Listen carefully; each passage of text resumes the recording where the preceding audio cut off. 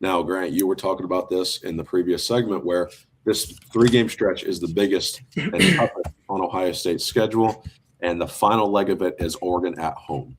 You have just gone to Indiana. You had a week off. You go across the country now to USC in Los Angeles to play in the Coliseum. And you return back home. Oregon's coming across the country with you.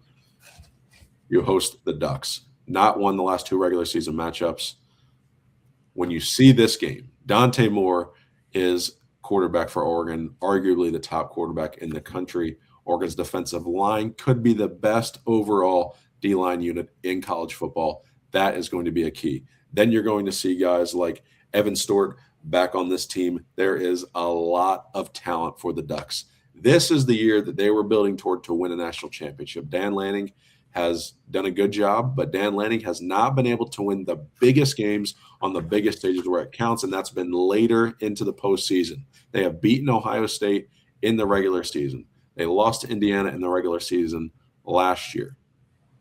Grant, looking at the Ducks, what stands out to you the most? Because when I see this team, I'm like, okay, very talented quarterback, very talented in the trenches, very talented out wide. There's not a lot of holes on this team, and they have a good coaching staff. So when you see the Ducks, what stands out to you? Well, it's, like you said, between the names and the numbers, this is, probably the most balanced team in the country. Just from what we know right now, there's really not a lot of holes anywhere on Oregon.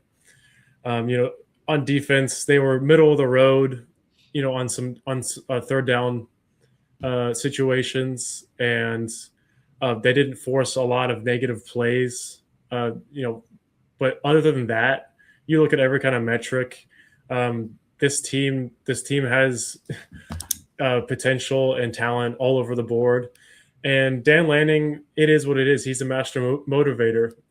And before this game, maybe he'll get some clickbait of his own, motivating the squad. But, Oregon coming into Ohio State, knowing their past with big games, and knowing that the last Oregon team to come into Columbus won in Columbus, they're going to have a chip on their shoulder. So Dante Moore, I think that's what's, the guy that is that experience, and he's played in all the big games now. He probably shares the Lanning chip on the shoulder at this point. He's not going to be scared coming into Columbus. It's going to be one of those games where it's probably going to be a quarterback battle, and Sayin's going to have to, at home, show that he's grown in all the ways that people say he should have and that he says he has. So I think at the quarterback position in general, that's going to be a theme there. Yeah, Grant, a year ago, we saw Oregon go into State College and beat Penn State. And that's probably the final nail in the coffin of the Penn State football program as a road for last season, because if they didn't win that game, where were they going to go? Like, that was the game. They got the whiteout as a non-Ohio State, a non-Michigan game. It was against Oregon, and they couldn't win. And that was the end. It was the end for James Franklin. But they've gone into big-time environments, and they've won. And this is going to be a big-time environment when they come to Columbus, regardless of what Ohio State has just done. This has the full attention of the Buckeyes, has the full attention of the Ducks. And this game, I actually think, could be the scarlet of the shoe. Again, not based on sourced intel, just what I'm thinking when I look at the schedule, how this goes out. I think this could be the CBS game where it's a scarlet of the shoe kind of atmosphere, 3:30 kick. Regardless, if there's any theme to this matchup, that crowd's going to be ready, and both of those football teams are going to be absolutely locked in, because this is going to be one of the more heavyweight battles that we will see in the college football season. And again, just like Ohio State had been in 2024, and again last year when it got towards the end of the season, the Buckeyes found themselves in another game of the year style matchup with a team. They've got one against Texas, they've got one against Indiana, and they have one here against Oregon again. So 3 massive games for the Buckeyes. That whole defensive line is back for Oregon. And to me, when I look at that and I say, okay, Ohio State, that was their Achilles heel. I have not seen anything be different for them yet, because I've not watched fall camp. I've not seen this football team against another football team on the season. So right now, when I look at that and I see, okay, Bear Alexander is there. We have Mateo Uiagalelei. These guys on that defensive line for Oregon are really talented. They are game wreckers. I don't know how Ohio State's going to be able to run the football. Now they have the talent to do so. I don't know how much time Julian Sayin is going to have. I want to see from Ohio State that they can defend a really talented defensive line before I put that much confidence in the offensive line. Now, when I look at the Buckeyes and I can say on paper, extremely talented, they can win the national championship, they can win the Big Ten. But I really want to see what this team looks like. And we're going to get the evaluation against Texas. We're going to get it again against Indiana. We're going to see what it looks like on the road against USC.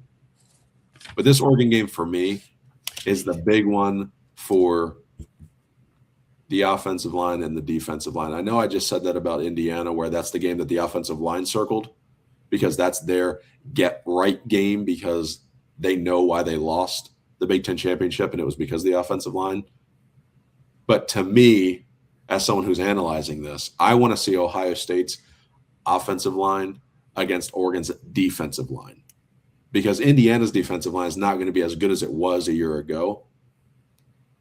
Oregon's is going to be better than it was a year ago. And this is that, to me, for Ohio State, they have to go ahead and find a way to win this game. And I'm not quite sure that I can confidently say Ohio State can win this game yet because of that reason. So, Grant, I'm going to be the guy that says right now I'm going to give the edge to Oregon because of that. Again, not that I can't be convinced otherwise, but I'm going to lean Oregon here in the early goings until I see evidence on the football field, which I do. Like I said, Ohio State's going to have opportunities. I'm going to lean Oregon here because of that. Yeah, I mean, you got to be the Grinch. Someone's got to be the Grinch. So it's, it might as well be you. No, I'm just kidding. I mean, I'm in the same boat where, it's a very much a coin flip game, especially because, like I said, the experience, the balance that Oregon has, they have a quarterback coming in who's not going to be phased. The coach certainly not going to be phased either. It could look a lot like the last time Ohio State and Oregon played, maybe not to the tune of, some of the ugly things that happened in that game. But it's not necessarily a lock-in game for Ohio State just because they're at home and they have Jeremiah Smith and Julian Sayin and, they have Matt Patricia heading a defense at home. You have the crowd on their back, potentially a Scarlet out. It's going to be an enormous game to cap off that stretch there. Right now, I lean Ohio State, kind of, I guess, for the same reasons that you aren't leaning. I just think there's a lot of the big, big plays that Ohio State was probably worried about last time they played Oregon. I would think they're shored those up by now, and the offensive line having come off Indiana and USC. Hopefully, they've gotten the confidence to be able to sustain an offense against Oregon at home and give them just enough juice to push past an Oregon team coming to Columbus. So I'll take Ohio State, but it's that could change next week for sure.